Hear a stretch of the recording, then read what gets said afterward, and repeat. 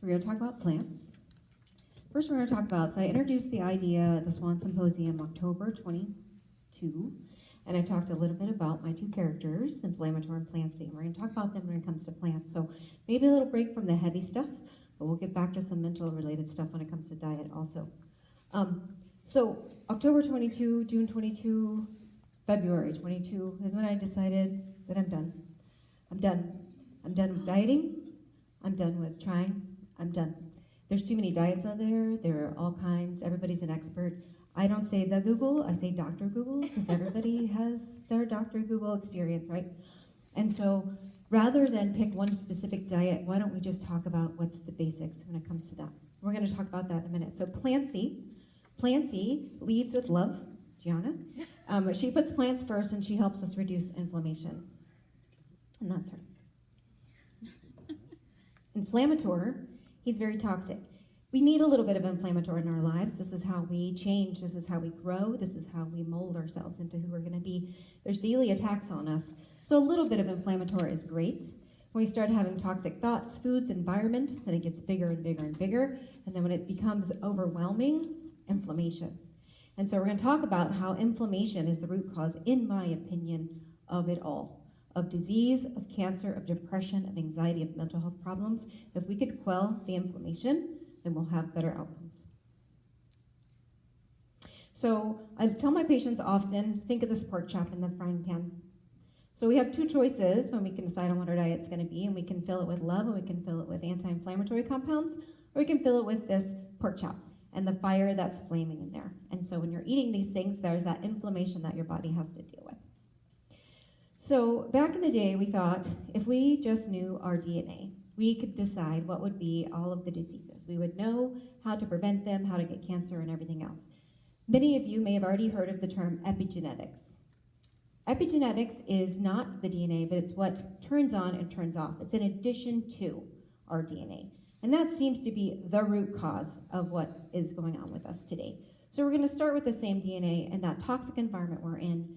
Smoking, pesticides, inflammation, it's going to change the way our DNA works. And so the DNA is the same, but the way it's expressed is different. And it's going to cause diseases, and it's going to cause cancers, and we can prevent that. So when patients come to me to say they're afraid or they don't want certain diseases, what are we doing to prevent them? Because they truly are, in the most case, preventable. Food is information. If you take nothing away from this talk, that's what you take away. That food is information. Wrong food, wrong information.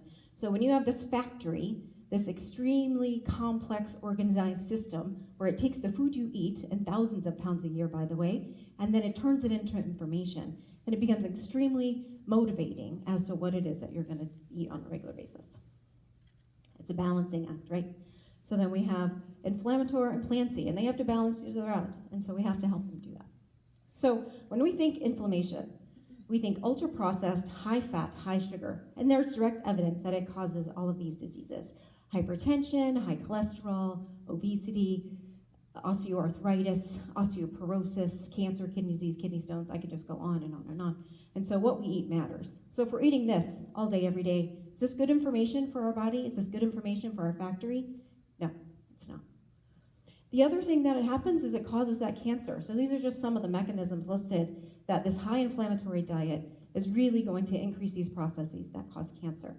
And of all things, the two scariest things that people are most afraid of, cancer is one, what's the other one?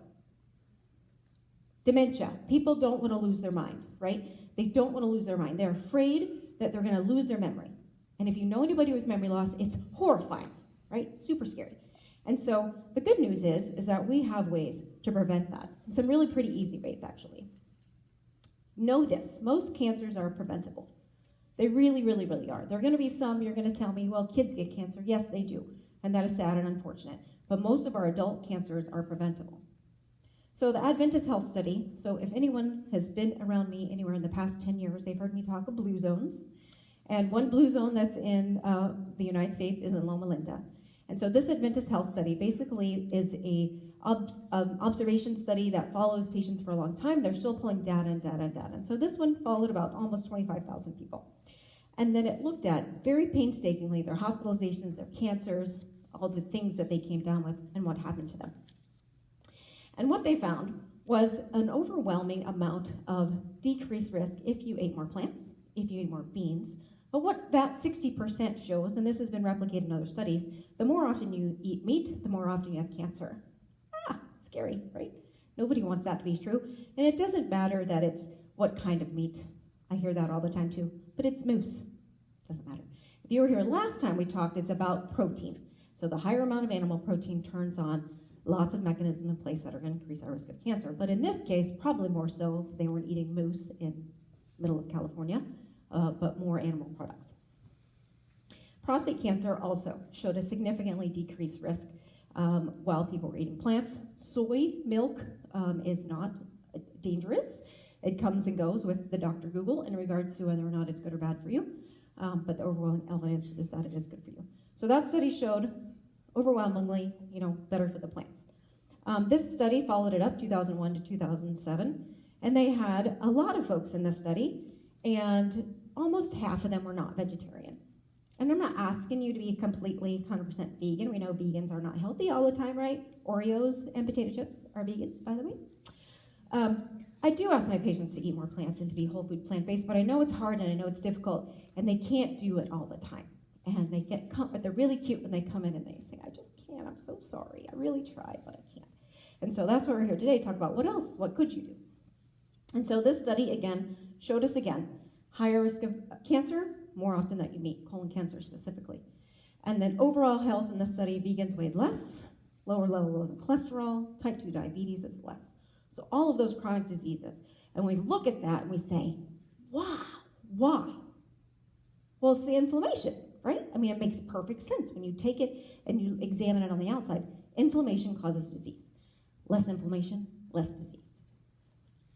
So much so that the American Institute for Cancer Research has this diagram, and how can we prevent? It says, and this is a blueprint to beat cancer, but really these are 10 steps to prevent cancer. And most of those are with vegetables, so we're eating a plant-based diet with whole grains, we're limiting or decreasing or in fact eliminating alcohol, exercising, healthy weight, that kind of stuff. So the Mediterranean diet, many have heard of the Mediterranean diet, right? So I like to consider this as an alternative to a totally, completely 100% plant-based diet, but it's pretty close. Here's what I love about this pyramid, and I think we should all be using this pyramid instead of the other ways we've looked at health. Look at the bottom. It's what we're here for. It's like you just texted a neighbor of appreciation. You're on the bottom there. That's your base. That's your foundation. And so if we start with the foundation, and we start with love, and we start with connection, and then we build that up, that's just as important as what we're eating. So when we talk about toxicities, toxic emotions, and toxic relationships also cause disease.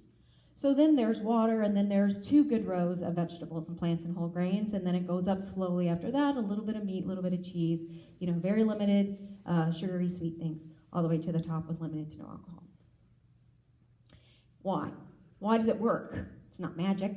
It's not hope, it's not wish and dreams, it's because of anti-inflammation, anti-inflammatory compounds, over and over and over again. So fruits and vegetables and whole grains, fish, legumes, fiber, all of that stuff helps to decrease the risks of disease, decrease cholesterol, decrease the risk of anti-inflammatory or of inflammation compounds like reactive oxygen species, and it just helps in overall. So what have we learned with the Mediterranean diet as we look around in the literature? Well, it's not a diet. Remember, I'm done. I'm not doing any more diets. I don't want any of you to do any more diets. It's done. We're a lifestyle now. We're doing lifestyle changes. And we're going to eat this way. We're going to talk this way. We're going to help our neighbors do this. And then what's it going to show us? It's going to show that worldwide we can decrease the risk of cancer. It's based on traditions, family, connection. It's not just based on food. But food is information, remember, and food is anti-inflammatory. Food is antioxidants. Able to prevent and counteract DNA changes. Think how powerful that is, of what can change the way your DNA is expressed by what you put in your face. It's crazy. But it improves memory and it improves mood. We're going to talk about that too. So the mind, we know, we've been talking about it all day, and we have some more talks that are going to be amazing, talking about how powerful this mind is. So there's actually a diet called the MIND diet, and it's a combination of Mediterranean diet and the DASH diet, DASH being the dietary approach to systolic hypertension, generally for trying to get someone to lower blood pressure. Well, they kind of combine those two and said, if you follow these two, what are we going to get? 53%. So with strict adherence, you really stayed with what they recommend on here. Grains, green salad, nuts. Look at there, beans every other day, so maybe not every day. Fish once a week, poultry no more than twice a week. Butter, very few. They give you sweets 5 times a week, which I think is a little bit much, but they give you that. That's okay. 53%. Strict adherence to that can 53% decrease risk of Alzheimer's. And with kind of sort of A-OK, 35%. If anybody in this room can name a medication that can do either one of those things, I will give you $100 right now. Try it and see. Later, not on your smart device, right? But, so anyway, so the point of it is that, if there was a pill or a drug or something that was so powerful to do that, don't you think that Big Pharma would be all over that by now? They are trying, and they're failing miserably. We can do this. We just have to have a little bit of effort to do that. So a sample menu might be, this is not hard, this is not rocket science, oatmeal. You can make overnight oats. I'm sure some of you have made those before. Basically put your oatmeal and your plant-based milk or water, your fruit, nuts, keep it in the refrigerator, eat it in the morning. If you're busy, take it with you on the go. Eat it hot or cold, doesn't matter. Snack, walnuts. Now talking a cup of nuts, very fattening, don't want to do that. But a few, handful, 10. Some fruit. Lunch, salmon if you're eating that, lentils, beans, etc. Brown rice, vegetables, mixed salad. Snacks, whole wheat, tomatoes, cucumbers, and then dinner maybe is your bigger one, or maybe it's your lunch, whole grain pasta with a big salad with vegetables, maybe bean soup. Does that sound too hard? Doesn't sound too hard, right? It doesn't sound too hard. And by the way, it's not that expensive, and that's what a lot of people will say it's too expensive.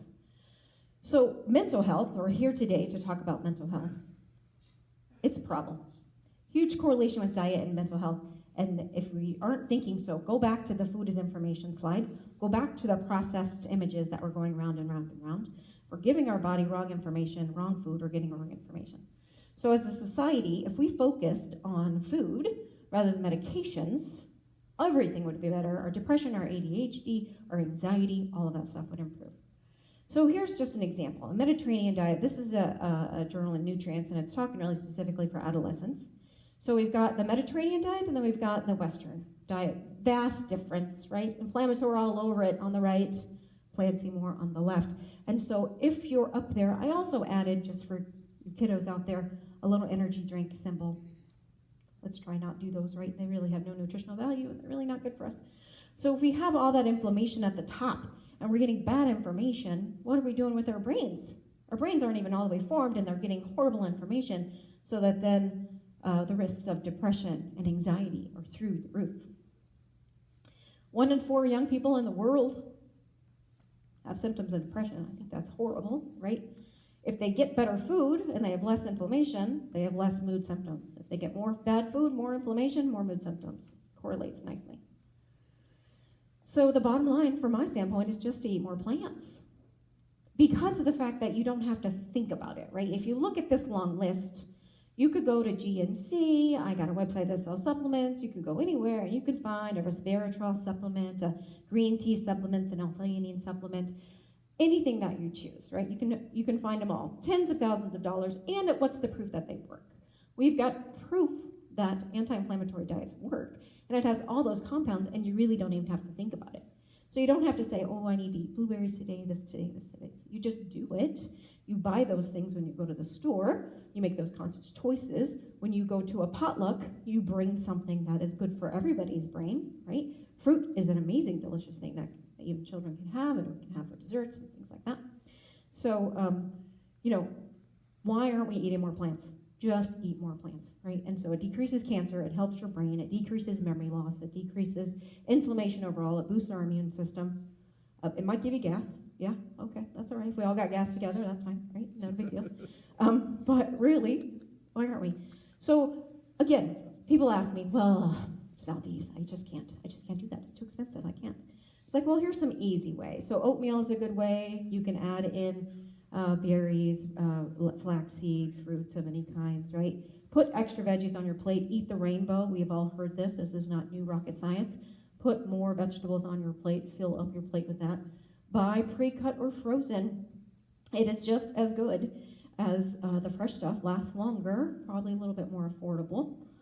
Prepare your beans or legumes ahead of time. Batch cook. Take it to work. Do it on the weekend. Get your kids in the kitchen. If there's anything else more gratifying than reading a book, it's cooking with your kids. Do that often. It's super fun. And then for your, if you're out and about and you can't help it, then swap your fries for a salad. Dip your dressing. Don't just pour it on and glob it on, because it just causes extra calories that you don't need. But that seems easy to me. That doesn't seem like too big of an ask to do that. I would say, Valdez, you're getting it. You're getting it right. I was in the grocery store yesterday. It's like, man, why did I do this talk? This town is eating their vegetables. That was amazing. No. We're not going to say it's because the truck didn't come in because of the wind, but Valdez is eating their vegetables, so I greatly applaud all of you guys for doing that. But, frozen vegetables, they work, and they're there, they're readily available. But see, Valdez, they like more the fresh stuff, so it's good. And then that's really all I have. I mean, I could go on and on and on for days and days and days and days and talk about food, talk about nutrition, but I think the bottom line is that food is information. Inflammation is the root cause of all of these diseases. And so what we really just need to do is pay attention to that and put things in our mouth that is going to fuel our body, decrease inflammation, and then decrease all of the chronic diseases, cancers, dementias, depression, anxiety. Like, it just makes sense. Thank you. Thank you.